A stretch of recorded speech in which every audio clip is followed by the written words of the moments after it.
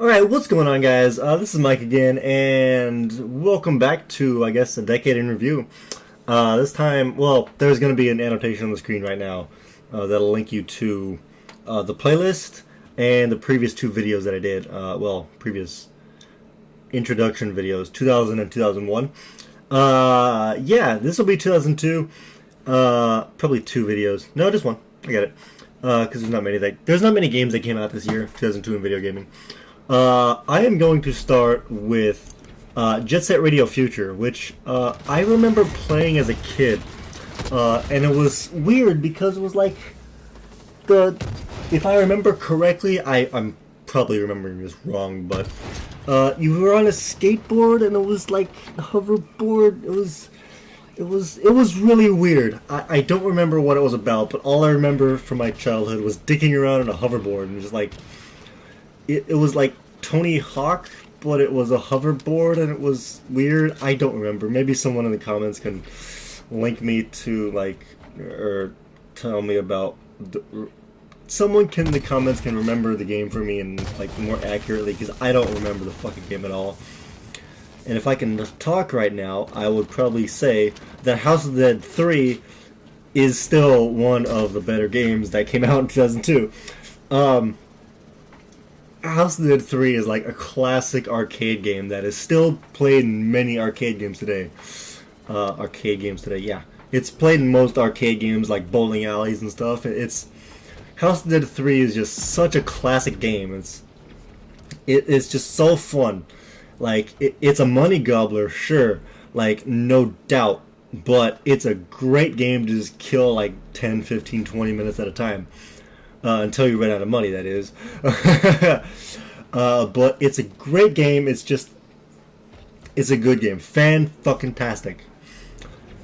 Okay, now, because this next game is a Bethesda game, I'm not really holding it in such high of a regard.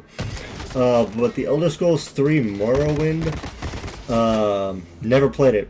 I have actually never played an Elder Scrolls game outside of Oblivion, which came out in 2006. And even then, I only played it for an hour. So, yeah, I'm just gonna leave Morrowind as my only Elder Scrolls review, or talk about, because I have never played it. I have never completely played an Elder Scrolls game, so I have not the background, nor the know-abouts of an Elder Scrolls title. So I am not authorized to talk about an Elder Scrolls game. Therefore, I will not. Kingdom Hearts, however, the next game in the series, the next game of the year, I am entitled to talk about, because not only did I do a Let's Play of them, that encompassed my fucking childhood. Kingdom Hearts is Square and Disney's prodigy child thing. And it produced countless spin-offs that I am not going to even consider titles in the series, because I know they deliver backstory to the main series, but it's just filler crap that I don't care about. Specifically Chain of Memories, because although Chain of Memories introduced Organization 13, it wasn't really that necessary, because you only get to kill about 2 or 3 of them or something, and it's not really important at all to the series, so it's just kind of meh. Yeah. Anyways, Sly Cooper and the Thieves Raccoonus. This was another game that was, I think, developed by Naughty Dog? Not developed by Naughty Dog. Who was it? It might have been Naughty Dog. No. Sony Computer Entertainment America? I don't know who it was developed by, but it was a great game. And I think Sly 2 was the only other good game in the series. I have never played Sly 2, nor Sly 3, And Sly Cooper Thieves Raccoonus is the only one that I've really played. So that's the only one that I am going to review in this decade. Therefore, I am only entitled to talk about Thieves Raccoonus. And it's a good game. It's a good game. I have no complaints about it. I enjoyed it, and if you haven't played it, pick it up. You will enjoy it too. If you enjoy like platformer, beat 'em up type games. Now, as I said in the 2001 video where I talked about Grand Theft Auto 3, I talked about the next Grand Theft Auto game in the series, which is entitled, in fact, Vice City. Now, Vice City was what actually got me interested in the Grand Theft Auto series as a whole. Like, Grand Theft Auto Vice City was the game where I actually spent more than just an hour in the game, because in Grand Theft Auto 3, all I did was just dick around and ride the train for about an hour. That was about it. But Vice City, I actually played 2 or 3 times through the story. So I know the story, and I know all of the things in the game, and I could still remember the God, I cheated so much in that game. Like, I could still remember the cheat codes. R1, R2, L2, L1, down. Oh my god, it's the cheats in that game. I use them so often, and I use them so much, it's ridiculous. But I had so much fun. Grand Theft Auto kind of like spawned off of the well, not, it didn't really spawn off of, it made what is it, Saints Row become what it is. And Saints Row was kind of just in itself a knockoff of Grand Theft Auto, which I think is a knockoff of something else, but I don't exactly know what it is. But yeah, it's Vice City what got me kind of like invested in the series as a whole. But then came I didn't play San Andreas though. I watched someone, I don't know, I watched a playthrough of San Andreas, and it was good. It was very good, but I liked it. It was good.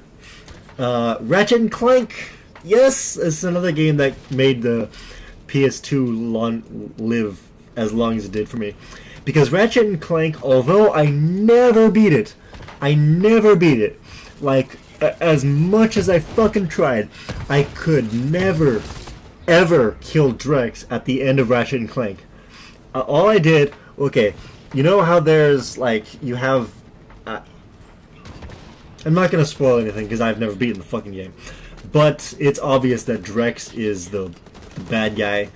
And when he's in his, like, mech thing just floating around, all I had to do was get the grind boots and just circle around the thing.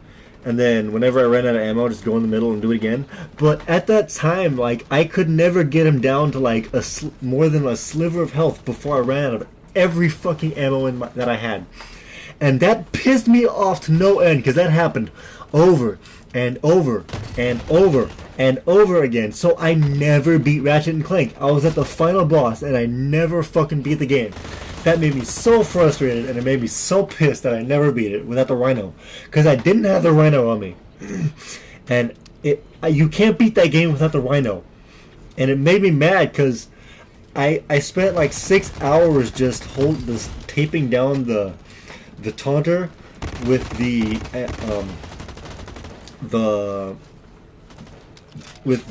race thing, and it just I could never get it because I just said fuck it, I'll try to beat the game without it, and I could never fucking get it. I never fucking beat that game, and it sucked so much, and I fucking love that game.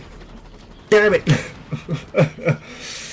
Alright, anyways, enough about Ratchet and Clank. It's a good game. Get it. That and Jak and Daxter. It's a great game.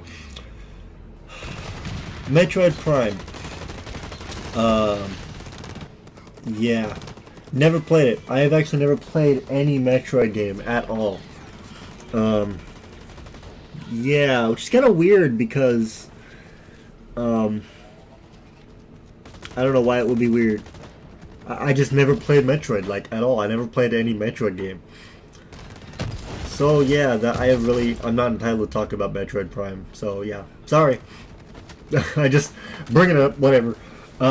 Wind Waker. Okay. Wind Waker it's up there. I'm not sure if it's my favorite because Majora's Mask is up there. But Wind Waker is certainly up there. I think it's pretty close to number one, to my favorite Legend of Zelda game, because of the fact that it was an open world game, and the fact that it was overlooked because it was so tedious and boring. But I enjoyed that. It was like a sandbox game, but it wasn't. It was super linear. But at the same time, you could do whatever you wanted. Like, it was really good. Highly recommend it. But it's so cloudy in my mind, I just can't even remember it. So I'm just gonna leave it at that. And with that is 2002 in video gaming, because that is really all I have played, remembered, talked about, heard about.